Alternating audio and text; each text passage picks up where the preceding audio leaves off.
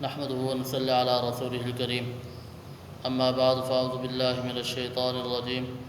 بسم الله الرحمن الرحيم.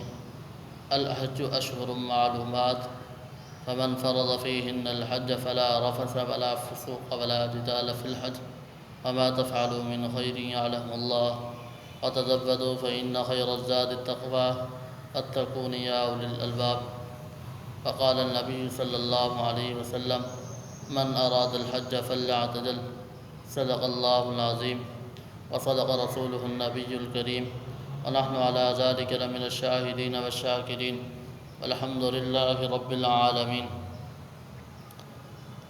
میرے واجب الاحترام، میرے بھائیوں، بزرگوں اور دوستوں، میں آپ حضرات کے سامنے حج کی سنتیں بیان کرنا چاہتا ہوں. اللہ رب العزت سے دعا ہے کہ مجھے ہر چیز کو حق سچ بیان کرنے کی توفیق عطا فرمائے اور اس پر ہم سب کو عمل کرنے کی بھی توفیق عطا فرمائے.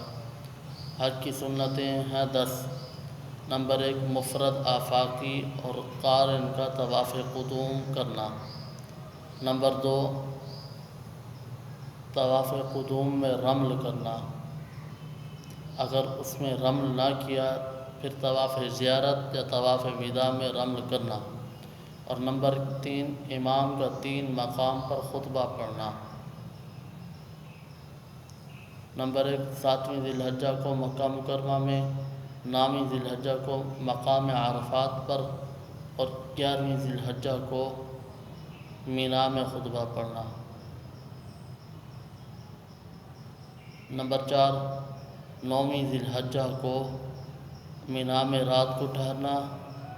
نمبر 5، طلوع آفتاب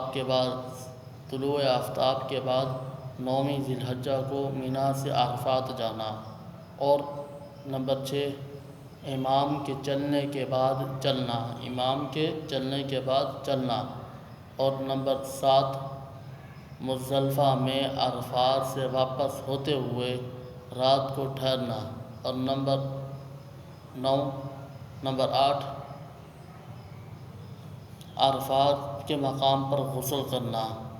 اور نمبر 9، ایام مینا میں رات کو مینا میں ٹھہرنا.